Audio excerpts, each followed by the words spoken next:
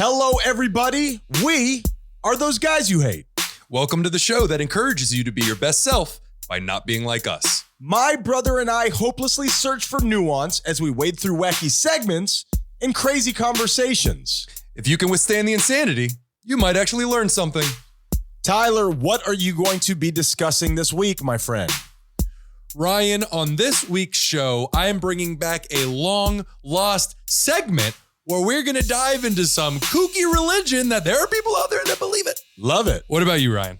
This week, I'm discussing neuroplasticity, Tyler, a word that may change your life. And is prostitution actually the oldest occupation in the world? The answer may shock you. Or it may not. I honestly have no idea. But let's find out together.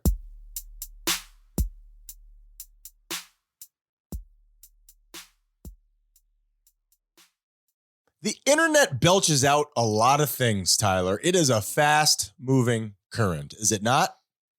Yes, it is almost like an energy source where it just begets itself, where more of it creates more of it, Sure. which then creates more of Sure. it. And I'm almost positive more is a bad thing in this case. I think we've seen this experiment to completion. It's all bad. Yeah. I would just say that it's almost good in sense of when you're having a scandal because it's big, it's explosive, all of these things, it's salacious and people want to talk about it. The way that we have been kind of evolved into taking in our media, we're done with it by tomorrow. Now I don't want to hear about it anymore. Now you're just picking on this person. Who's next? Who can we eat next? Yeah, the machine needs to be fed. Absolutely. There's no doubt about that. But I think that to do a little side path on that, I think that's really bad for our political system because now it's being flooded with scandal. Our Sure. human squishy, spongy brains can't keep up with all the information. We just become like numb to it all. Well, and you're just so flooded by information that could either be true or not true. It becomes impossible to decipher what is what. Mm-hmm. And not just that. It's not just in these circumstances that we're talking about. Also memes. Also, the way that people speak, like all of these things come into parlance, they come and go, and this isn't cool anymore. And right now, what I'm hearing a lot of is main character energy, Tyler. Do you understand what that term is referencing?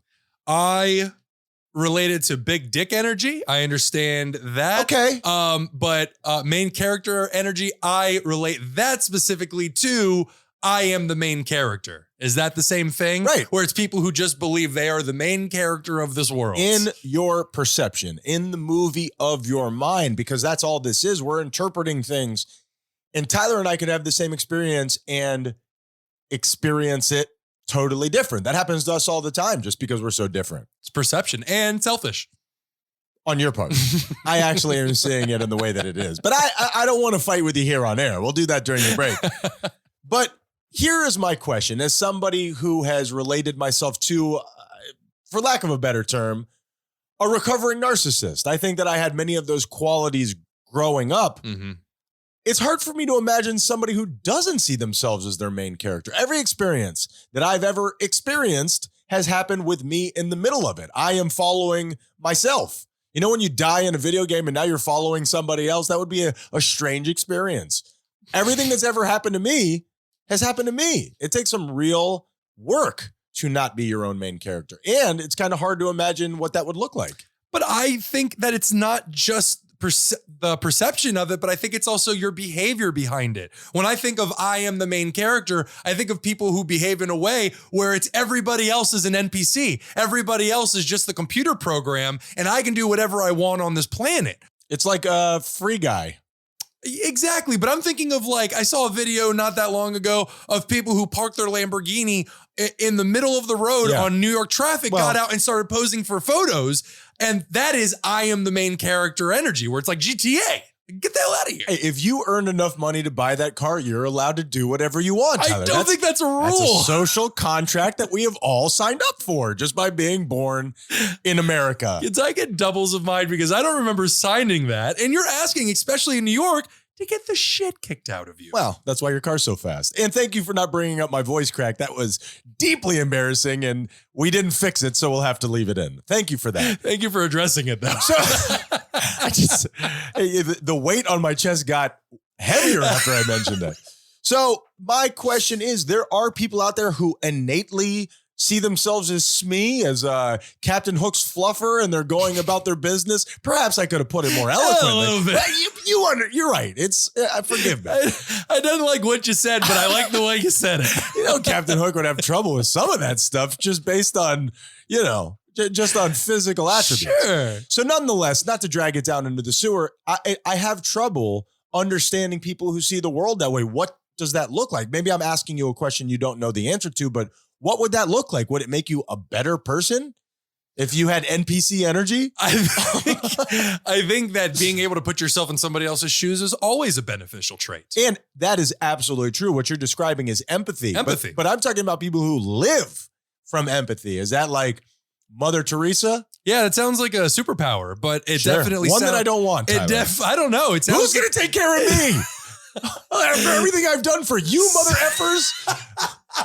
That just seems like where life is supposed to be lived. Selfish empathy. I respect that, what you just did. The American dream is live and well. My name is Ryan. And my name is Tyler. And we are those guys you hate.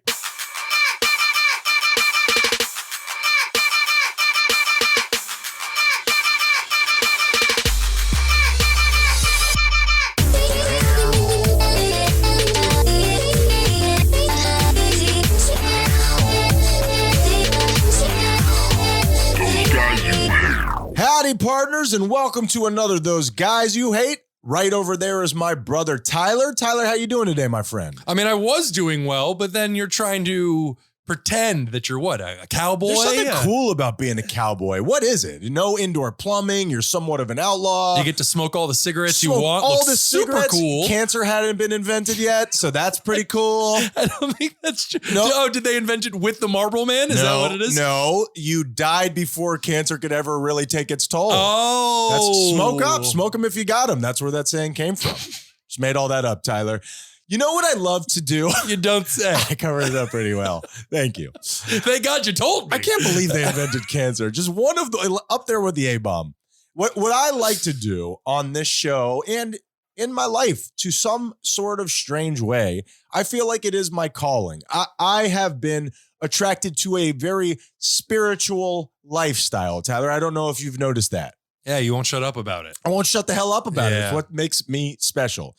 But what I think actually is good about that is I am very scientifically minded, I think. In a lot of ways, I'm, for lack of a better term, embarrassed of my spirituality because I was brought up to make fun of it. What do you think about that? I don't know about brought up to make fun of it. Like, who raised you to make fun of it? The public school system. What? When I was going through school, if you were, it's changed some. Oh, you mean fellow kids? Hello, fellow children. I thought you meant like teachers and principals. Yes, yes. I was like, they were religiously persecuting you in your elementary school. Miss Keaton was relentless. If you keep mentioning that woman, she's eventually gonna hear about this and sue you. She doesn't have the internet. But no, I just meant like when I was growing up, and I do believe it's changed over time. Sure. If you were, I grew up in the 90s, a very anti-authoritarian time. Decade. If I'm remembering correctly. No, absolutely. And so I not only hid it from other people, I kind of hid it from myself there for a little while. I got away from it. Of course. If Sure. you push it down all the time, where is it going to go? So what's great about that is I approach all of this spirituality with a sense of not believing. That little kid is still in there. So everything that I have grown through my own experiences has fought against the current. It's stuff that has just proven itself to me over and over again. So I like the idea of matching up science and religion and spirituality. Use whatever words make you comfortable. Mhm. And I did it one time with sage. When I think of sage, I think of people that we make fun of. I think of somebody you would call or at least your grandfather would call a snowflake, right? No, I don't think that's snowflake, just kook. I think kook is a great word Kook and for snowflakes hang out all over the fucking place. I don't know Tyler. if that's true. I do believe Snowflakes are too sensitive to hang out with kooks. Kooks be kooky and snowflakes can't handle it. I think that what you're saying may actually be true. But I found something that I was thinking about. You and I have discussed it a little bit off air Okay. about I mean, just to close that loop on sage, what was it that we found out? Like, you think of somebody burning sage and getting rid of all the evil demons. There is an actual science to sage. It scientifically is proven that it cleans bacteria from the air. That's all. Nothing, even if you don't believe in the elemental or the energy stuff, it literally cleans the air around you. But for all of those people out there who are hearing this and are nervous about it, don't you worry. You have to do it for like an hour or two for it to actually help out a little bit. So all those people who are just kind of waving it around a room, you can still make fun of them. Don't worry. You don't have to change your ways. You can still call them whatever you want. My name is Ryan and I approve this message. Well, at least you got your name right this time. And it was 129 sessions in, and I still don't know what this show is about. What do we do here? It's a show about nothing, Tyler. Follow me down this path. This has been done already. So you and I have talked about if you think very often your thought patterns are just habits. And what I mean by that is the more often you think something, the more likely you are to think it in the future. And that's not just based off of some vague idea. It is actually changing the physiology of your brain, of your gray matter. Absolutely. It's neurons. As we think these things again and again and again, your neurons in your brain are actually forming these bridges, these channels in your brain. And this is what habits are made of, is you keep following these neurons down the same way again and again, and they continue to fire thousands of times. And it begins to become easier to go down this thought that you've had 1,000 times than to fight the system and be like, wait a minute, maybe this isn't right. Maybe I'm not a total piece of shit. Maybe 93%. Let's start working our way down here. Whoa, we're at 7% not piece of shit. And I gotta tell you, that guy is really full of himself, that 7%. So in this thought, mantras, Tyler, and what is a mantra for the uninitiated kook? It is what kooks do when they continue to chant a certain saying or rhythm or sound in their head to remain focused and in the moment. Sure, and you don't even have to chant it. You can just think it. Sure. So I looked up if both of these things are true. Is it possible that mantras are real? Is it true that if you sit down, I've told you the story recently that I used to date a woman, and I think everybody has had some form of this experience, who would write things on her bathroom mirror, who would put little Post-it notes, these little positive sayings all over the place. Reminders, little affirmations that I think is more common nowadays. I think people are more buying into this because the kookiness it's swelling. People are tired of feeling like shit. Absolutely. Everybody and their sister has a vision board these days, Ryan. You ain't wrong. Thank you, buddy. I haven't put one together myself, but I have a vision board about putting together a vision board. You have a vision no, you can't do that in your mind. So you have just a thought of words. No, I actually made a vision board about what my vision board's going to look like one day. Oh, wow. Yeah. Visionception. I cannot wait. I'm going to get to it, Tyler. We're getting to them. So this woman used to put that stuff all over the house. And I thought, what a jackass. Why do you need to tell yourself all of these things? This is so ridiculous. And this was a younger me who didn't think in these terms. I was still making fun of it. So you were just picking up a hot pile of dung negativity and you were just smearing it right on their bathroom mirror of positivity. I didn't tell her. I kept it to myself and I let it fester. Oh, I'm sure she smelled it. It went well. Well, she's the one who dealt it, Tyler. But that's number 2. Neuroplasticity is the ability to form and reorganize synaptic connections, much like you're talking about, especially in response to learning or experience. So changing your brain by experiencing the world around you. What do you think about that? Yes, you are literally creating your reality by how you think, simply by changing the neurological pathways in your brain. But if you've created these habits over the years, it becomes more and more difficult to break said habit. You are literally having to recode your brain. And I love that idea of there being an actual physical thing. You can choose, hey, I'm going to think this over and over and over again, and it's not going to be tomorrow. It's not going to be next week. But what if this becomes the path of least resistance? What happens when I get into an anxious situation? What if I use my brain this way instead of what I've recognized is that I use my brain to attack myself. I use my brain to be like, look, you idiot. I told you this was going to happen. Look, you're not good enough. This isn't good enough. And I've decided very recently that I am not going to use my brain that way anymore. I will let all of the villagers use their pitchforks and torches. It's not going to be me anymore, Tyler. Very good. Did I say that right? Or was I an idiot? Was I a stupid idiot here, Tyler? No, you nailed it. Although I No? have not seen a single pitchfork or torch on your behalf. How are you contributing to this mob? Tyler, do you know how expensive a pitchfork is? I want you to get on Amazon. I want you to look up a real old-fashioned Aquaman pitchfork. That's a trident. That's a trident. Trident, pitchfork. Depends on whether you're farming underwater or not. Let's do the depression index. Loophole. Aquaman. No one cares. King You don't Triton? know what to do. The Same guy? world has all but given up on you. I don't know. We got to look into that. I don't know. What the depression index is the machine that I built that's asking the tough questions, and we crank it up to let you know how down we are. Tyler, how is your mental health going this week? It's Brother. good, Ryan. I did the thing. You always do the thing. I did the thing. You did the thing. I did the thing. What's where the thing? I asked. I'm going through a very time of great change right now, Ryan, and I'm. Don't do it, Tyler. I know it's a trap. Go back. And I always used to think of when I release these emotions that I have repressed over a very long period of time, I would think of it as taking a weight off of a barbell. You know, taking weight off of the thing that I'm carrying. Sure. And now I've changed the way that I view these things as actually a change in matter, where it goes, instead of just removing a weight, it is now a solid to a liquid to a gas. So as we work on these things, they become more malleable. It changes into a liquid, and then eventually when it's ready to let go, it becomes a gas. Right now, I am dealing with... Yeah, it's just the way I see it in my head. No, and that's all well and good, Yeah. and we're all rooting for your, ascension. Yeah, do you see the also, what you defensiveness just said? Oh yeah, in my posture? Tyler has gone into a full cocoon. Oh God! It's funny that you say that because today I was writing something in my journal, my shoulders. and you know how I do little addendums. Sure. I wrote at the very bottom like a footnote. Writing that on a piece of paper made me crumble into the fetal position. It hurts to say stuff like that because that is exactly what I'm talking about.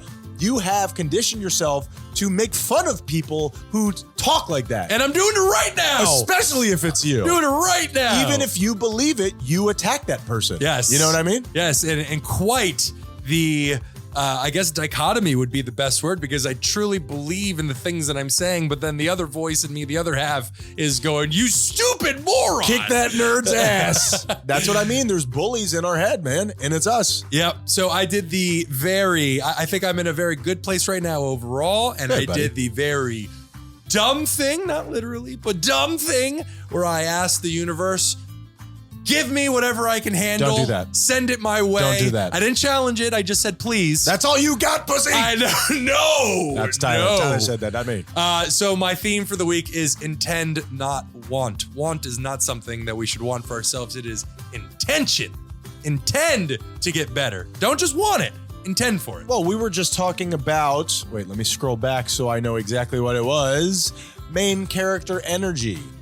Do you think that we're experiencing so much of that across the world? Because now so much of what our life is built on is what we want, not what we need, not what's good for us. We can instantly get what we want. And I think that's not doing us so well. Yeah, the advent of the ability to get whatever we want in a moment's notice is a problem. But I would also say what we're being dictated to, what we want. The American dream for those of us here in America. It's projected the bigger house, the bigger car, the bigger everything. And we're realizing, man, getting all that shit seems to be making us fucking miserable. The illusion of choice is not a positive thing from No. my experience, Tyler? No, not You very sound good. like don't make me hit Kukulurk again. So it already hurt my ears this week. I'm just going to go ahead and say I'm at a middle of the road 5, Ryan. Get it, girl. 1, 2, Spritz that 4, 5. Yeah. Wow, that last one was long. I couldn't get it all the way around the rotation. Oh, it landed on a nickel. Wow. Go stand in this little circle while I get your carry, Tyler. All right, gay it up. I'm going to really gay it up this I was week. going to say, how could you gay it up any more than what I just did? I am going to give a kind of like a tiny little mini sesh, okay? I am going to tell you my most recent time of the universe directly slapping the shit out of me, okay? What I've been experimenting with, because I don't just come on here and say all of these kooky things, I'm literally doing experiments, meditating out in the gym and all of these things. Please forgive me for saying that in a sentence. Now, what I've been messing with by trying to change my gray matter, by experimenting with my own neuroplasticity, is using mantras to change the way that I talk to myself. The love that I show myself is the love that I show others. So to stop you from having some big story that's going to make you roll your eyes at your radio, I have been using the mantra in public, I am love, okay? I am love, because I don't treat myself with love. And when that happens, I don't treat other people with love. I'm wondering, I'm gauging the distance if I can reach the kook alert from here. What? I don't want to hit people with that again because I know that it annoys them. Will this be okay? That's kind of gay. Is that all right? You know what? I have that button here and didn't even think about it. It's Thank okay. you. It's Thank you okay. for the assist. I've got you because I need it. Against yourself. I deserve it. So as I'm in my car and I'm thinking about my mantra and how I'm using it and how I swear to you, it's changing the way that I'm experiencing anxiety.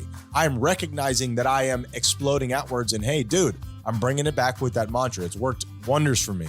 As I'm writing that in my show notes, which is how I record my thoughts for the show, driving in the other direction is a car with a front vanity plate that I don't even think they use anymore. People who are old like me know about a front vanity plate. It's like your license plate, but on the front of your car, and it's just what people used to put to let you know what they were into. I'm a cool guy. Yeah, golf. Heard of it? Because I have. That's a long vanity plate. It's You know what? I put that on Amazon. Not a lot of those sold recently. Apparently it covered their view of the road. It's called a billboard, sir. No, but I'm being dead serious, and it took me a while for this to strike me. As I just had this thought, a car drives by me with the front vanity plate that read, I am love. And when you tell somebody that story, A, it sounds like bullshit. And B, okay, cool. If I do believe you, like whatever, I'm telling you, things like that hit me in such an extreme manner that I don't know, like I don't want to say I went into shock because that's not the case, but it took a while for that to settle inside my bones. Absolutely. It really was a beautiful experience for me. And whether it means anything or it was a total bullshit experience, in my perception, it really was a beautiful thing. And it's something that I think will stay with me for the rest of my life. And that's awesome. And just to respond to that, I think the argument, which was my argument against this back in the day and still is against myself now, is coincidence. Why is that not just a coincidence? Like, wow, that's crazy that you thought that. And then you saw it on the front of a car. Why is that not a coincidence? This is what would be my experience. And this is almost my same response to why be spiritual? Why believe that there's something up there if you can't explain it? I get to decide what that means to me. And what I have decided, knowingly or not knowingly, is a beautiful, beautiful thing. And what I've recognized is that's a very tough thing to come by in this world. And you should grab onto every beautiful experience that you can. It makes life a lot more enjoyable. Again, in my experience. With that being said, Good God, man. Are you okay? Before we started the show, I swallowed one of those green army men. It wasn't even the standing up one. It was the one that was on one knee with a long rifle, and it is just lodged in there. It must have gone in sideways. I discussed myself in this week. Turn it, damn it. My self-love is just poured out at the sound of that sound. And now we can't edit it out because we talked about it so much. I am at a friggin' 2 this week. Good. Man. What? 2!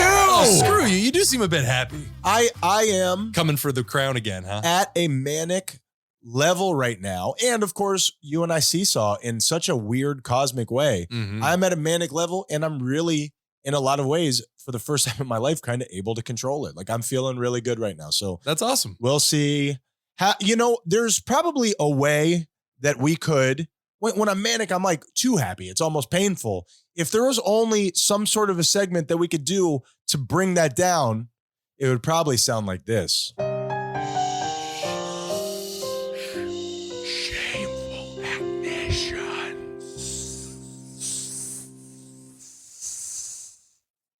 Now, you would assume it's been a while since we played Shameful Admissions. And it always Tyler. makes me giggle. It does. That's one of your faves. Shameful Admissions, I assume, is self-explanatory, but it's where Tyler and Tell them anyway. we reveal ourselves to the audience in a way to show you, hey, I know we seem like superheroes. I know we seem like Greek gods, but we're regular people just like you. We're naked under all of this. We put our pants on 2 legs into one hole at a time, just like you. So Tyler, give me your shameful admission, bro. And please don't hurt me with this. Sometimes you're too shameful. Ryan, Yo. as you know, we in the Menendez family have what some would call an overactive imagination. I would agree with that. We share that. We all have it. You, Mikey Menendez, I. We all have very, very powerful imaginations. And they never imagine anything positive. What's up with that? No. Threat of the show? Did you say threat or threat? Whichever. Also, Yes and yes. I spend a lot of time in front of my computer. Would you agree? In an inordinate amount, Tyler. Amount that makes me worry about blood clots in your legs. I felt like that when I was running today. I Yeah. felt like I had blood clots in my legs. Thanks for putting that out there. Ryan, I left an ankle back on 73rd. What do you get when you combine those two things? Overactive imagination, and I'm behind this computer a lot. WebMD. Oh, what are you, insane? I think of every single bit of text on my computer as its own individual person. Sure. And I will go out of my way not to delete letters and characters if I can. So I'll like wipe out a whole family from the word simple. But Wow. if I need to use the I, then that mother I is going to survive, and I'm going to type around her. You will New go family. on to form new generations. That's right. Why do you think that is? Why do you think you're anthropomorphizing? I got this. I'm a professional. Why do you think you're anthropomorphizing? Yeah. I'm going to do this, Tyler. Yeah. You know I hate being the butt of a punchline on my own show, Tyler. But you're the one who set up the joke. I'm going to too. breeze through this. Watch. Why do you think you're anthropomorphizing the letters, Tyler? I don't know. I guess because it's fun every time I have to delete a sentence or something like that. It's like I'm wiping out a platoon of, I think I called it a platoon.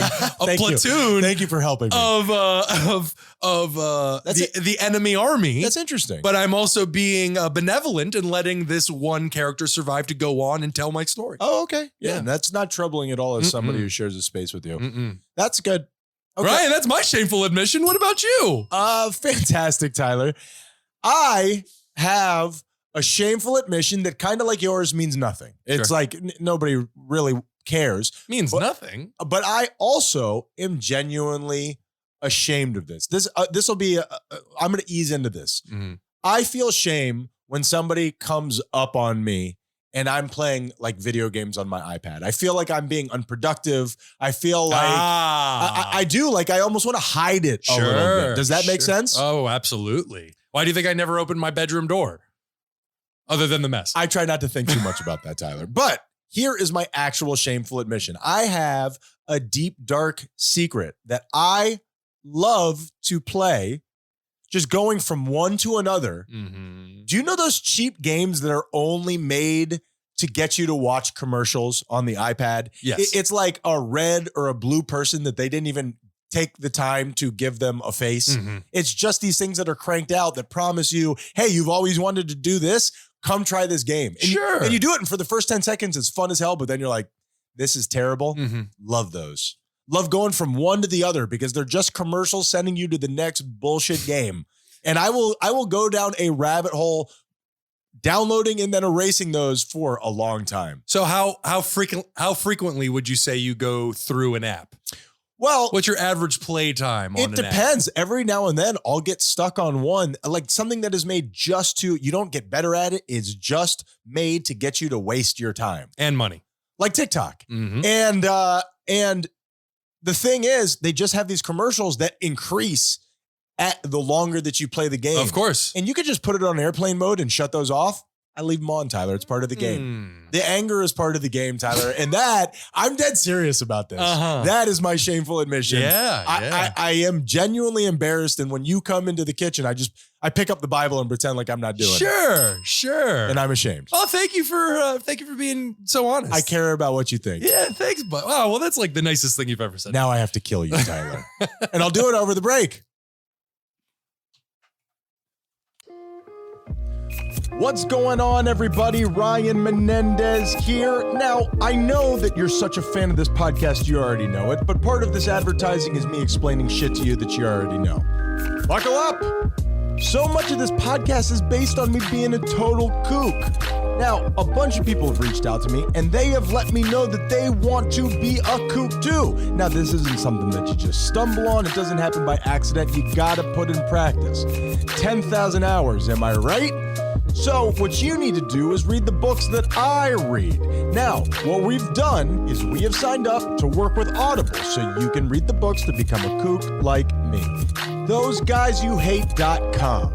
Now, here's what Audible wants. They want for you to go over there and get a free book that I'm offering you so you can read, you could get on board, you could sink below the waters and end up in the same place that I am. And what they're hoping is that you'll get that free book, you'll sign up, and then you'll forget to unsign up, and then they can charge you at least once, okay? You know it, I know it, we all know it. Beat the system by breaking that contract before that happens, or stay with them and continue to learn and grow and flourish like a big boy.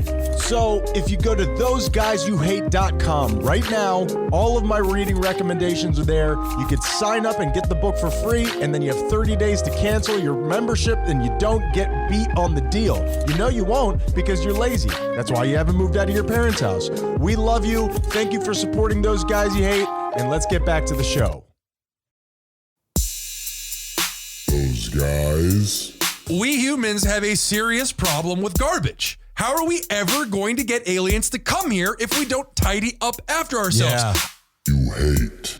I will grant you the need to poison the oceans, but we could totally be losing out on some alien if we don't at least sweep that shit under a nearby planet. Maybe Musk can help us out with that. Those guys you hate.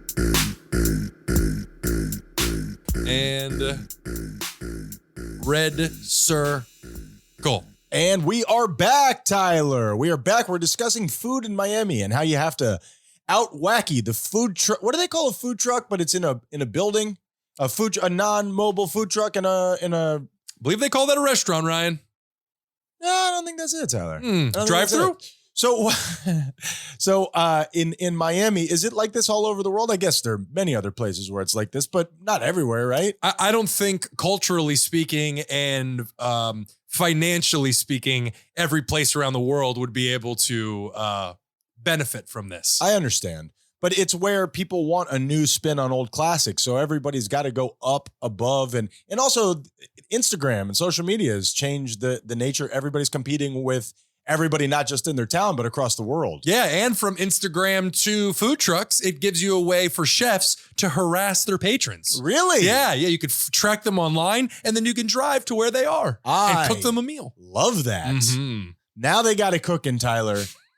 Oh, God. Oh, God. We'll I hope you vomit in your mouth over that. We'll bleep that. Let's do Douche of the Week. Tyler and I like to think that we're pretty fair-minded young men, and we like to give people the benefit of the doubt, but every now and then we come across somebody who deserves to be called out, and hopefully we use our powers for good. Tyler, who's your Douche of the Week, man? Ryan, for session 129, my douche of the week is oil companies. What'd they do to you? To the surprise of literally nobody, oil companies recorded record profits this year. Hey, congratulations, guys. 17.9 billion and 11.6 billion dollars in profit for Exxon and Chevron, respectfully.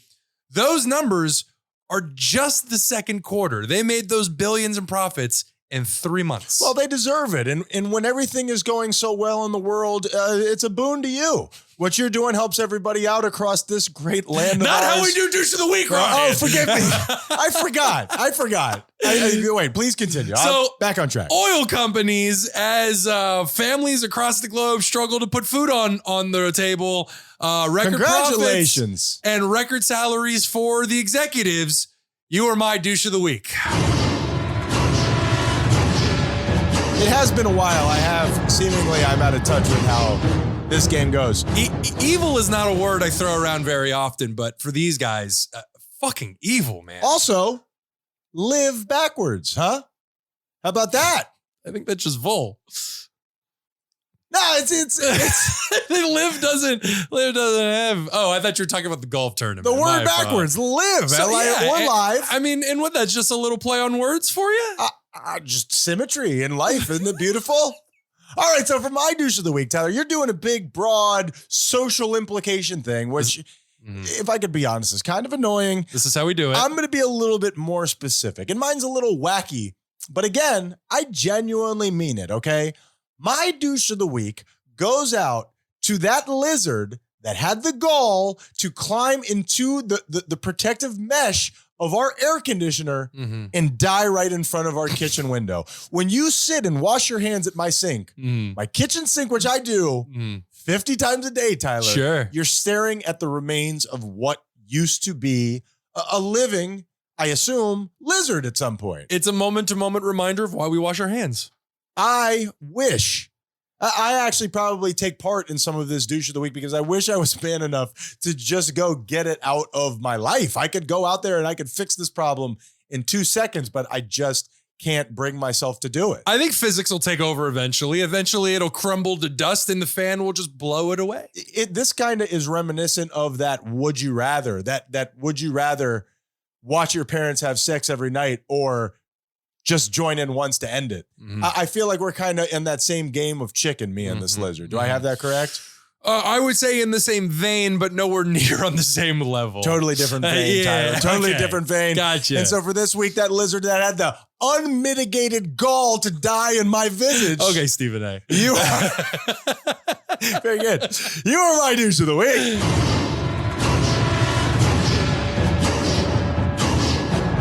Very few things are unmitigated as gall, right? What else is unmitigated other than gall? Disasters. Oh, an unmitigated disaster. Yeah. We're brothers. We shared a thought because it appeared in my mind right as you were about to say it. An unmitigated disaster. It's almost You're as right. if you waited for me to speak and then just jumped right Jumped on in, board. just straight jumped right in. You're exactly right about that, Tyler. Okay, so we've got 2 segments left. We have your Whose Gods Is This? Whose Gods Is This? Well, let's do that. Let's get into Whose Gods Is This? I'm interested. I like a little avant-garde look at religion, Tyler, where we get to finally point at somebody and say, our God is big. Our God would kick your God's ass, Tyler. Let's shame someone. I don't think that's how this works.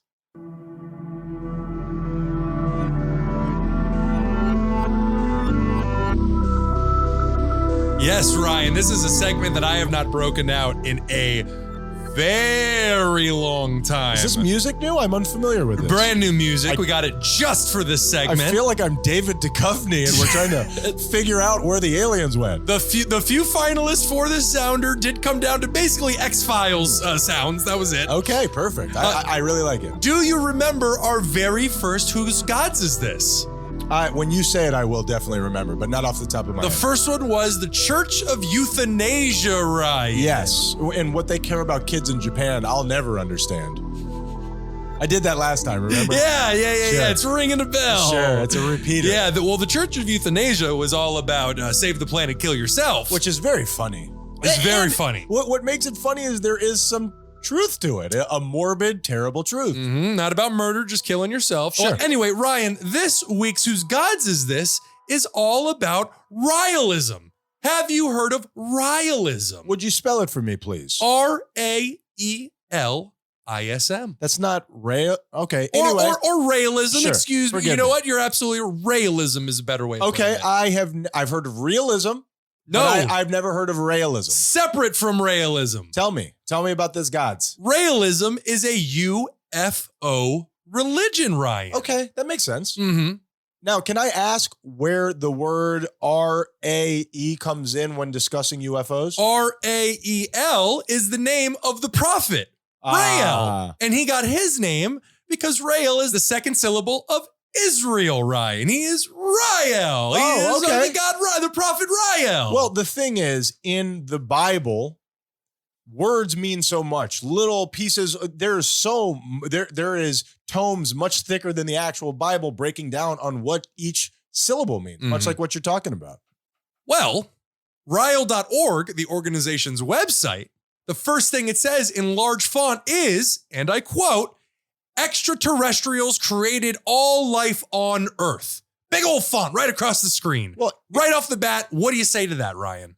Isn't that possible? Isn't there a chance that that's real? I'm wondering what your opinion on it is. That's my opinion. There's a chance that that's possible. I mean, it's hard for me to wrap my mind around, but us, being almost like spores from another planet, I don't know how likely it is, but it's a possibility. It is. They believe that an advanced race came to Earth, and over time, as their technology got better, were able to create more complex life forms until they got to humans. Isn't that what Scientology is to some degree based on? I don't know what those wackadoos believe. I have Will no Smith, idea. if you have the balls to come on this show, Just don't hit me, please.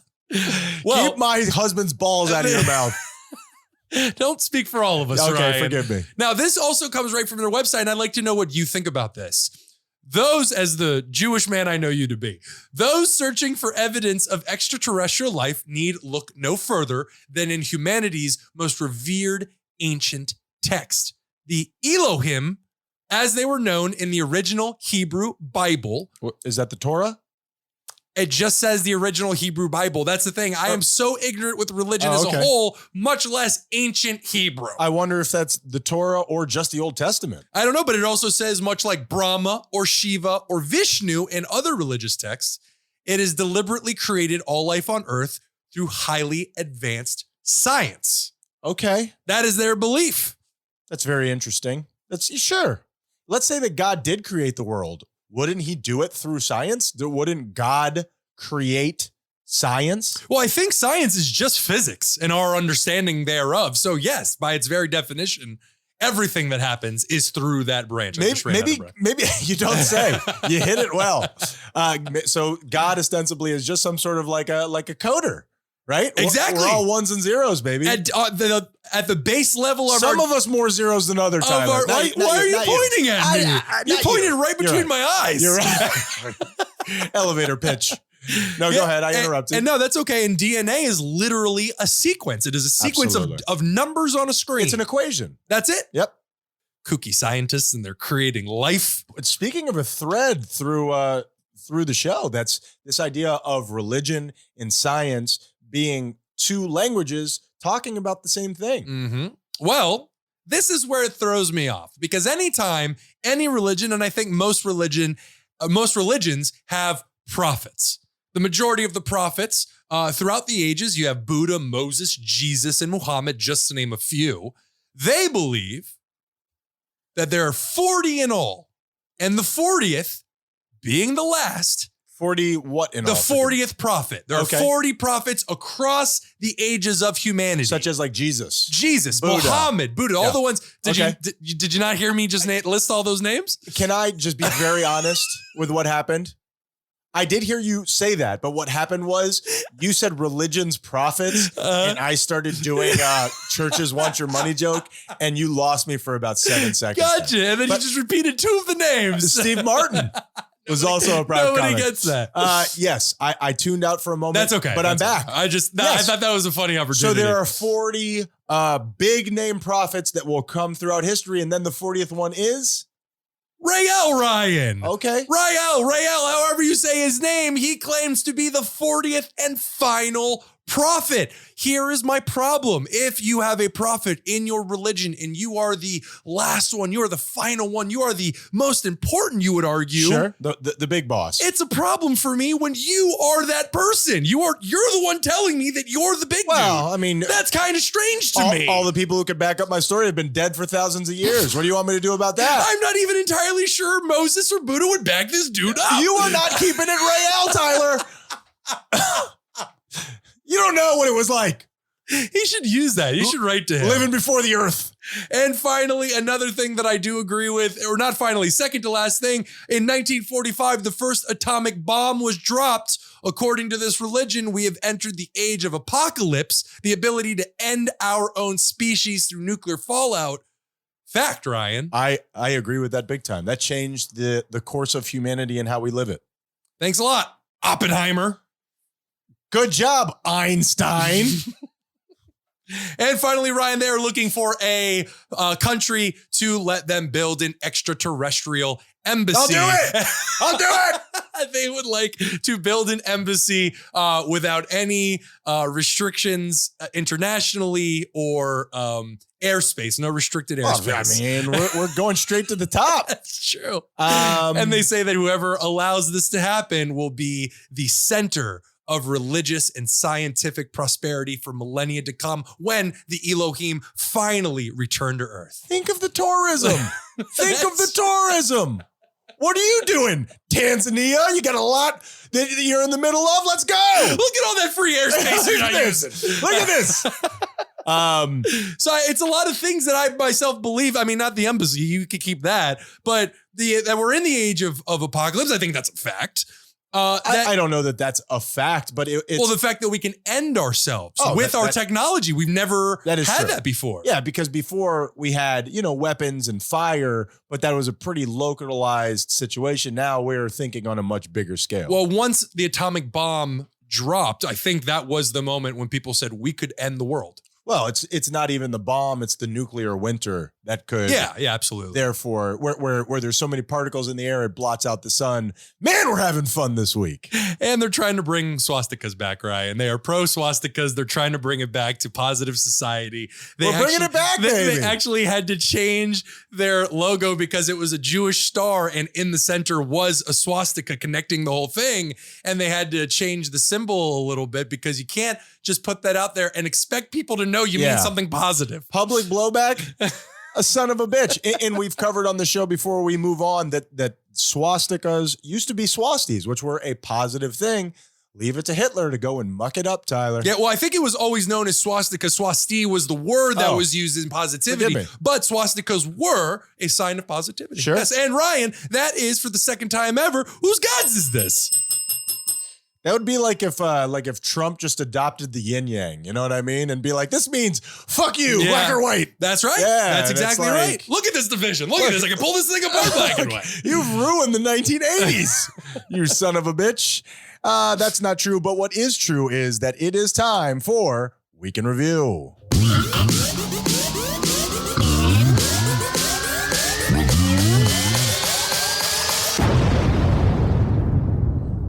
What the Week in Review is where Tyler and I spout off at the mouth and pretend like we're big shots who know what's going on, and we normally don't. So we go back and we check each other bi-weekly, and this is what it sounds like.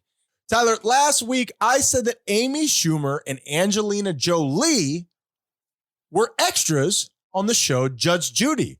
Was I right? Maybe, yes. I'm going to answer it this way. Oh, yeah. Now go ahead and check your email, please. I'm opening the email, and it is, yes, there is Amy Schumer right there on the right. And not Angelina Jolie, just a woman who kind of looks like her. It does a little bit look like Angelina Jolie. Right. Yeah. The internet half got me, so half F you, internet. Definitely Amy Schumer. Definitely Amy Schumer. You're good. She spoke about it on her Instagram, and that case that you're looking at right there was a fight over Yu-Gi-Oh cards, which I put in there just because it made me happy. Ah, man, now I need to know who won.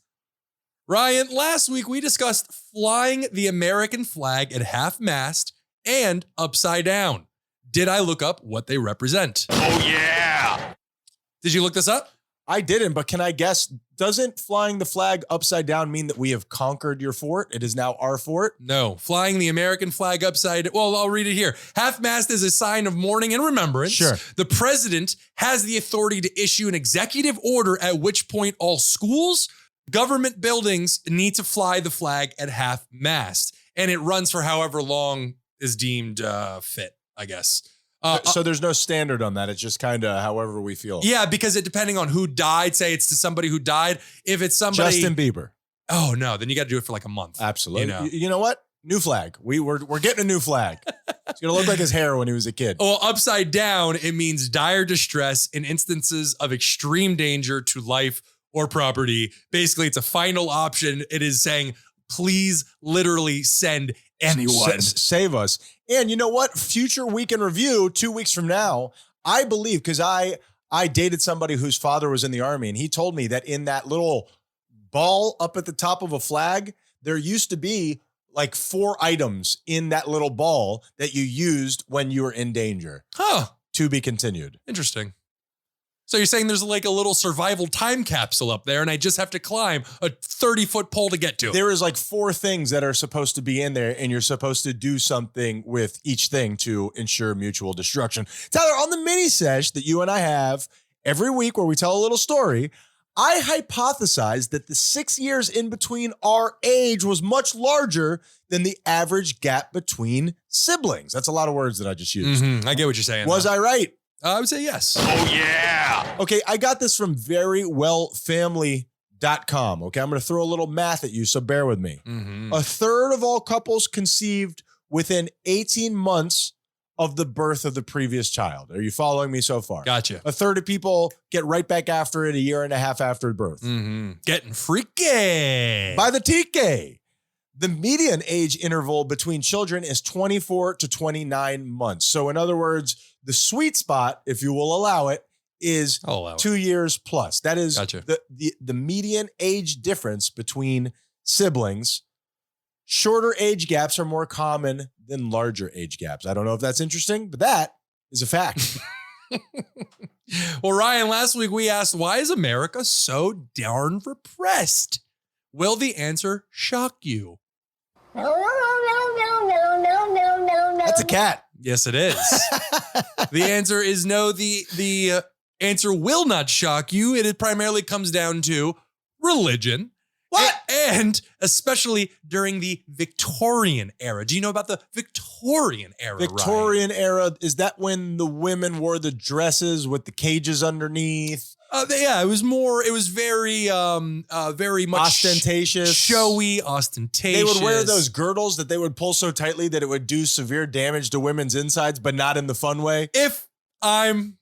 I'm just going to blow right by that. Unnecessary. If I'm not. Why? Because you just got a lot of Why? rotten and festerment in there somewhere.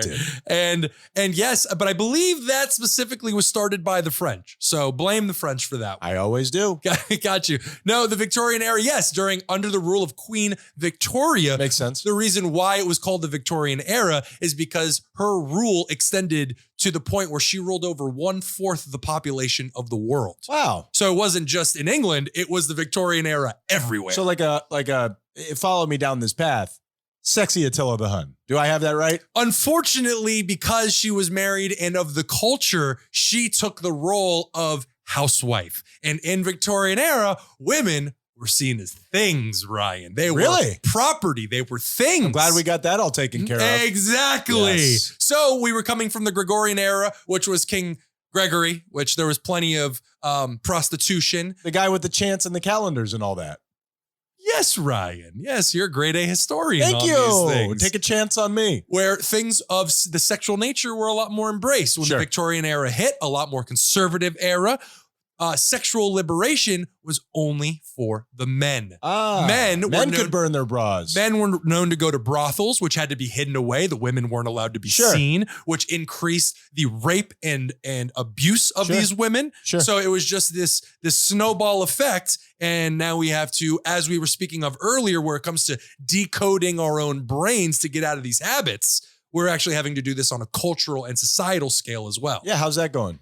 It's better. Is it? It's better. Yeah. I mean, don't get me wrong. Janet Jackson flashed a tit 20 years ago and the world lost its fucking mind. That Justin Timberlake, a real piece of crap. I think we're learning a lot about that Justin Timberlake. But I think we've come a long way even since then. I think nudity, is being embraced more. Sure. That's hard to really tell because I think that's fluctuated as all things do throughout time. Sure. But very interesting. Tyler, is prostitution actually the oldest occupation? I'm going to say yes. I don't even know what sound to play. It's unknown. I got to do something. Yeah, what records would you look that up for? Oh, yeah. It doesn't feel right in my ears. Yeah. Now, here's the thing. I thought of that as being, for lack of a better term, some people will say this is actual documentation, or some people say it's a story. I thought that was like biblical. I thought there was some sort of record of, hey, first restaurant in the world. I could prove it. I thought there was some form of record of that is the oldest occupation. There is not. The originator of the phrase was Rudyard Kipling in 1888. So it's not as though we have some form of documentation to say, here is your certificate of completion. Probably poorly put. Yeah. But there is no historical evidence to support that to be true. Yeah, I never thought of it like that. I always just pictured like the two first fishies that came up and just started banging, and then one fish wanted more food than the other and, offered up sex for it. It is so funny that you said that because I read through a good amount of this stuff, and the one thing that stuck out to me was that animals also participate in prostitution. And there's a lot of different versions of it, but this is the one that jumped out at me that I wanted to share. In one experiment, capuchin monkeys were taught to use silver discs as a sort of money. They were able to change them in with, I assume, lab assistants for grapes. Sure, they know that this means food. Right, they're redeemed for grapes. It wasn't long before one monkey exchanged one of the tokens for sex. So let's stop being so repressed, guys. Let's get back to our capuchin roots and let's get down in the streets. So the assistant fucked the monkey? So the assistant fucked. Wow, that's you're getting stuck on the. You're getting dedication, stuck on the man. Old banana dick over here. I want insight into the scientific method. That's all. I'm quizzical at nature. We're dissolving into the sewer as we always do, and your hypothesis is disgusting in nature. That's how you set it up. That's man. how you set it up. Ryan, last week we won. Are you done? You good? Almost. You good? Ryan? It was the banana dick thing. Ryan, last week we wondered if there has ever been a rough transition of power between presidents. I didn't want to look it up. It bored me. Did I look it up? You keep asking me that. Oh, yeah. If you didn't, you wouldn't ask me. You got to find another yes or no trigger. Oh, okay. Jeez. Am I lashing out? You're lashing out. That was lashing out just a little bit. Sorry about that. Ryan, there has been, but not in the way that we were talking about. We were in the context of our conversation, we were thinking of where you'd have to send the SWAT team in to get the former president out. Well, we were discussing January 6th. That's how we got onto this. That's what I'm saying, like criminal stuff. Right. We were asking, was that the first time this has happened, or are there other instances of people being like, no, I'm not going to go. Yeah, no, it's never been like that, although there have been issues between two men, as it were. Andrew Jackson will slap the shit out of someone. God damn, dude. John Quincy Adams and Andrew Jackson. It got so bad. Action Jackson, Tyler. It got so bad during the campaign that Jackson even blamed the attacks by Adams's camp for the death of his wife. That's pretty serious. I mean, that is salacious. And speaking of TMZ, they would have a field day with one president candidate killing another presidential candidate's wife. So, there would be content that would last at least 3 days. They were saying that the attacks by the other campaign was so bad, it killed my wife. Well, and here's the thing. We, as we've already talked about on the show, we look back on George Washington as being this godlike, the apotheosis of Washington. That's because every photo I ever see of him, he looks so presidential. It's the wooden teeth. We need to get back to it. But the idea is that we think these things of these people because time has a way of scrubbing people. If we actually knew what was going on in the insane experience of being alive in those times, I can't imagine what we would learn. It comes full circle, just like earlier this show where we were talking about, dude, if we knew what Michael Jordan was doing behind the scenes, we wouldn't be looking at him, or Michael Jackson behind the scenes, we wouldn't be looking at him through these eyes. It's the exact same thing. If we knew these people at this time that they were alive, I bet you they did some fucked up shit. I mean, just because of the time that he came up, it's so hard to see somebody evil behind Michael Jordan's Hitler mustache. It's just hard for me to wrap my mind around that. But damn, can he sell underwear? I'll take it. I'll take two. Ryan, that is it for my week in reviews. I don't know if you have any more. And George Washington did not have wooden teeth. Stop propagating that BS story. Sure, Tyler, sure. And Abraham Lincoln didn't wrestle a bear. You sound like a jackass. No, that's true. Great job this week, Tyler, and I appreciate you for all that you've done. I had a lot of fun this week in particular. Mm-hmm. How can people get in touch with us, Tyler?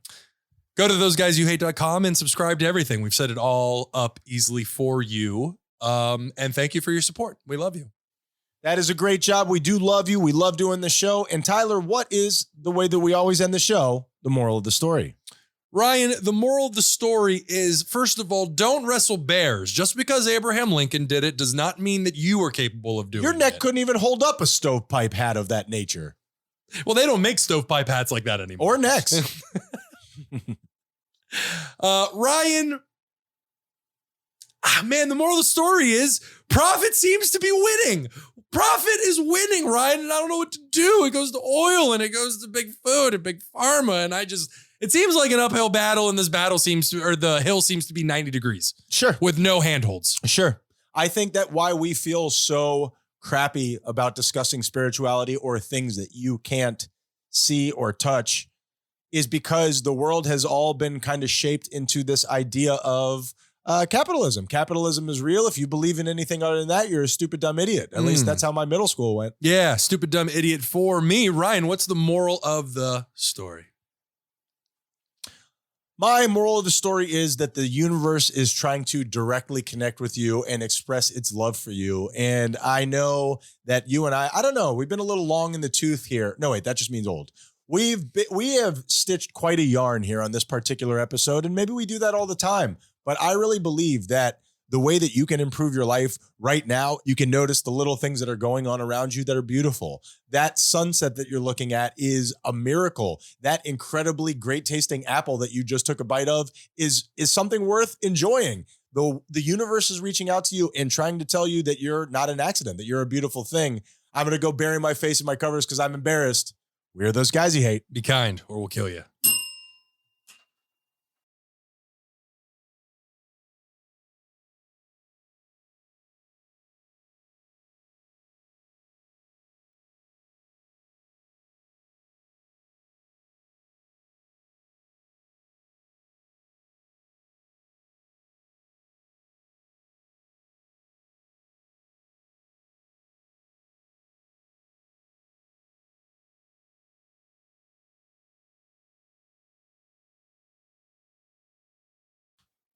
Red circle. Red circle. Yum. I have a problem with competition. Like when we go out there and like people are like, hey, you guys want to play a game? I don't. We talked about this last week. Oh, did we talk about it? Yeah, just our aversion to competitiveness. What's up with that? I think it's very much like our aversion to adrenaline. We got enough of it when we were younger, decided we did not like it, and we stick true to those beliefs. What's going on with that hand over there? We stick true to our beliefs. I did not have sex with that woman. Oh, I banged her. It was her brother. Let me show you my little rock. Was that Clinton we were doing, or that was arbitrary white man voice? I wasn't even really trying to do anything. I was just having fun with it. And then you started doing, I think I was doing a little JFK. You started doing Clinton. JFK would not have done well in the social media age. Is that, I think we could look back on historical figures and say, you wouldn't have hung in there with Snapchat, buddy, old pal. Well, JFK lived at a time when the media didn't go after the president. Now, we live better time. We live in a time where it's all fair game. There is no such thing as shamelessness. Wait, do I have that right? There is no such thing as being ashamed. That's better. I think there is. There's plenty of people out there that feel shame. People have been shamed into things. But yes, I think there is a group of people, billionaires, who live in a stratosphere that shame does not reach. Well, I recall a fond time that perhaps didn't exist when our public officials, i.e. presidents, would be embarrassed by stuff and would be, I don't know, does shame have an evolutionary component to it where it's like kind of keeps people within the moral boundaries? Because if you don't have shame, there is no punishment for anything. If you don't care what anybody says about you, I don't know. There is no such thing as being presidential anymore. Well, I think it's just the quality of our candidates we've gone from JFK, we've gone from Abraham Lincoln to what we have now. But that's the point that I am making is JFK. Do I have my channels crossed here? Prolific cheater. Am I wrong about this? Oh, yeah. He was banging everybody, especially Marilyn Monroe. Sure. Yeah. And I believe he grabbed her by the... Many a time, right. Yeah. And so I'm wondering... But he didn't go around boasting about it like somebody else. He wanted to, but he only talked to 4 people. That's true. So it didn't make as much of a cultural impact. But I genuinely mean it. Do we romanticize these... not just presidential candidates, but just like when men were men and celebrities were. Do we romanticize that? If we knew about Michael Jordan's actual inner workings, we probably wouldn't call him the GOAT, right? There would We would definitely have canceled him. There would be some tarnishment to his legacy. Absolutely. Didn't he kill his dad? I'm sorry. We got too serious. Oh my there. God. I know, Stop I'm kidding. saying we. I'm kidding. The Tyler- seriousness, yes, but Tyler got carried away. that joke is on you. Jeez, you can't just be throwing things around like that. What's going to happen when we start doing live shows? My eject button isn't going to work as well when I'm looking somebody in their eyes. Tyler, how you doing, buddy? How's everything going? I'm good. And to answer your question before you just went off the deep end No, without talking to me. I have that written down here on my show sheet. Pre-game. How are you? Okay. And there's a reason, but continue. Yeah, we absolutely used to romanticize and glorify these positions. And I was going to say it seems like, but not it seems like. These walls, these veneers are crumbling away before our eyes or have done so already. Is that bad or good? Oh boy. I mean, I would say it's good. More transparency is definitely for the best, but the way that we are going about it as a society where TMZ is one of our most popular news outlets, Sure. It's not great. Well, before that, the Inquirer got a lot of stuff right. But yeah, absolutely. yeah, we're all in It's the not shitter. new. Ty, you got it here first. I mean, what are we? We can't do a show on this every week. Ty. Damn internets. So let's go on to the next thing. Hold on. Okay. And scroll down. Oh, here we go. Joe Biden, slut. How are you? Oh, I'm good. Everything going okay? Oh, this is a asking me definitely to check in and see how it is that I'm doing. We're on a show together, and the reason why I asked little is quality check. a little QT with my TR. What's TR? It's my tiara. I'm wearing a little crown. Today. Gotcha. You've been doing some heavy lifting here over the last couple of days. Your normalcy has been invaded. There's a lot of moving parts here in the house, and I'm just checking on you. That's it. Yeah, sure. I'm dealing with right now a lot of what I perceive to be, I could be wrong, perceived to be a heavy internal rage. And so I have somewhat quarantined myself because I don't want to come off angry to everybody, to anybody, snap at anybody, as it were. Okay, stop yelling at me. No, I didn't even mean that, and that's interesting. Well, to why'd you know. fucking ask, okay, Ryan? No, I'm gonna do a better job. That's on me. Just because my son has been staying here in the living room Sure. and throwing what the normalcy out of balance. Really? Now, sure. Haven't noticed. And really the reason that I bring it up is because I'm appreciative of you, because you are, of course it's your family and you love them very much, helping me out by putting your schedule off the table and in what you're used to. And I appreciate it. That's it. First of all, don't speak for me. I already did. Second of all, I'm happy to do it. Well, I just wanted to say thank you. Yeah, no, I am, as I said, more than happy to do it, and you're welcome. And I've been asking you for a lot of help over the last couple of days with everything going on. Mhm. And I have recognized that I am bad at that, even with the people who are the closest in my life, i.e. you, i.e. Nicole. I think that makes it more difficult. I really have trouble just, inconveniencing somebody a little bit when, I don't know, even when they tell me that it's okay, it's like very tough for me. Yeah, it's tough because you'll ask me to do something, and then right now I'm going through my internal rage stuff that has nothing to do with any of this. Well, I didn't even notice that. This is news to me to some degree. I know, but that's not what I'm referring to. I'm saying how you'll ask me stuff, and then I'll say, yeah, no problem. But I didn't do it with my usual flair. And I could tell you didn't want to go out to dinner last night. No, but that wasn't it. It's just I'm going through what I'm going through. And because I didn't answer in the excited way that I normally do with things, you were like, I could kind of tell you don't want to do this. And that wasn't the case. I was just sitting there in my stuff. I don't know if the way that I handle problems is the right way. So now you throw that in my life like it looks like you don't want to do it. I I'm just like, no. feel like if we just throw it up in the air, it has to be addressed. Is that bad? I don't know if that's bad. Well, you throw it in the air like a deck of cards. Sure. Of course it has to be addressed because now I'm standing there and That's my it. room's a wreck. Because I feel like one good moment of awkwardness is better than a long, strewn out, less awkward time, but that never gets addressed. I like to just be like, so this is weird, isn't it? You do step one and step two, but you never profit. I evade. Then I'm like, oh, this is weird in here. I'm getting the fuck out of here. I'm not part of this. Let's do the same thing with the pregame.